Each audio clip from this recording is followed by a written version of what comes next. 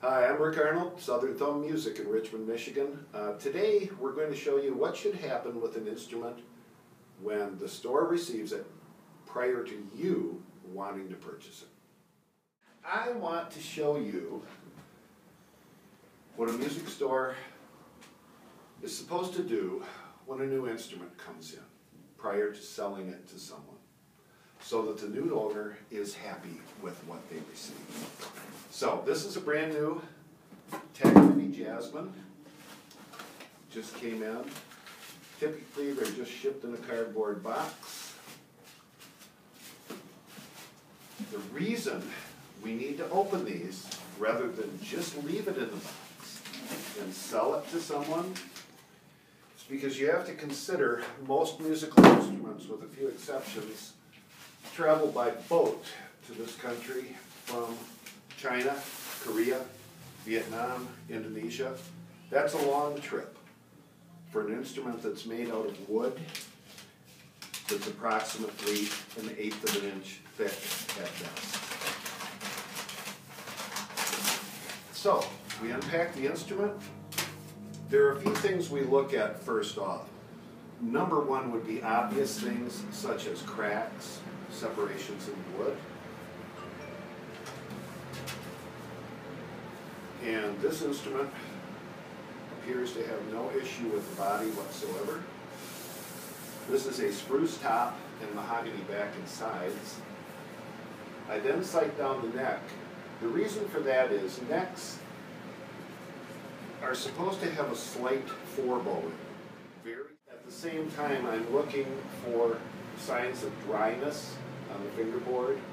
Dryness on the fingerboard can cause frets to pop out, which will give you buzzes, rattles, various things. I'm going to loosen the strings just a little bit on this one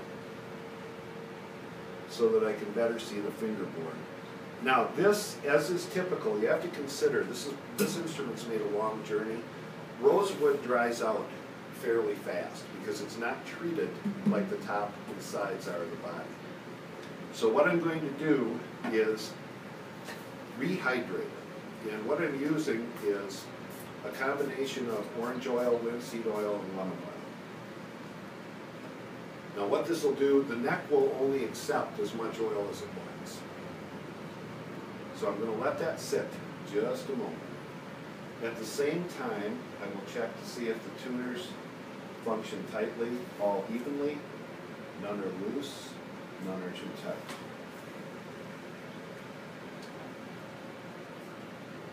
Now, I'm only going to wipe off just a little bit the excess of the oil that's now on the board. The rest will get soaked in.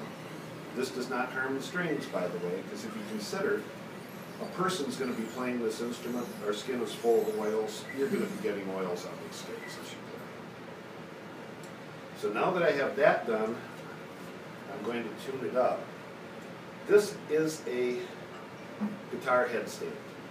It is the best $14 you will ever spend, whether you use an acoustic guitar or an electric guitar. What it does is put the guitar neck at an angle where you can change the strings.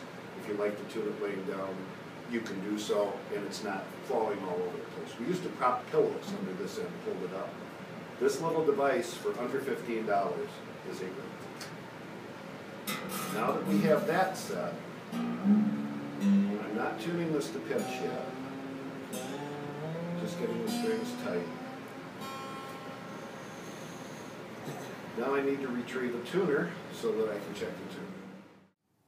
Okay, I am at the point in this process now where I need to tune the instrument up to pitch. I'm using a clip-on tuner, which I prefer to use on acoustics because it picks up the actual vibration of the string.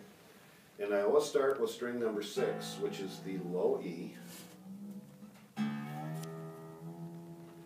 And then move in order across the instrument. I just get them close for now. The reason being, as I tighten these strings up, the neck begins to flex, which it is designed to do. And by the time I get number 1 E tuned, I will go back to the first E, it will be flat every time. Because in fact it has pulled the neck slightly forward.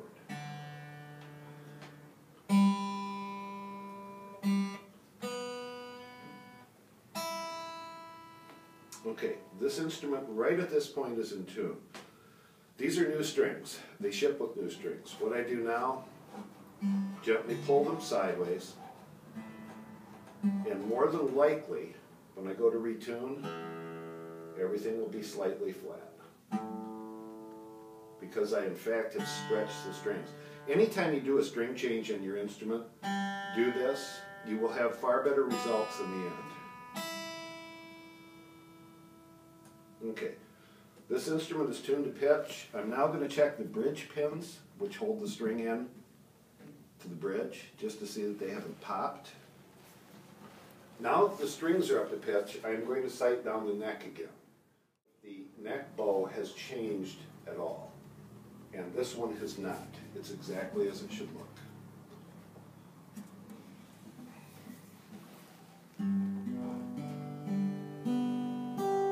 What I'm doing now, just a simple G chord. It's one of those chords that our ears discern very well. I want to play each string within that so that each note sounds individually. What I'm listening for is rattle, buzz, or a string that might be dead. These are all sounding very equal. And now, all I need to do is try a few chords.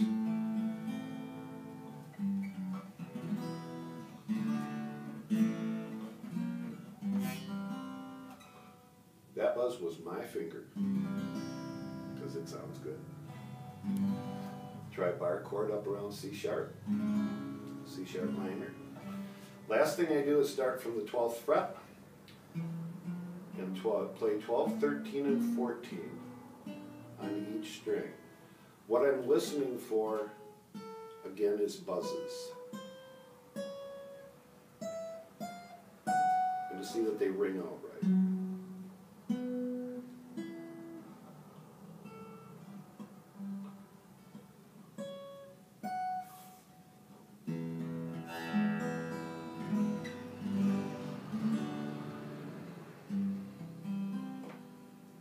This guitar feels good. It vibrates against your chest, which is what you want from an acoustic instrument. This one's ready to go. And whoever receives here is going to be pretty happy with it. I'm Rick Arnold at Southern Tongue Music. Please give us a call anytime. Stop by and see us. We'll be glad to assist you.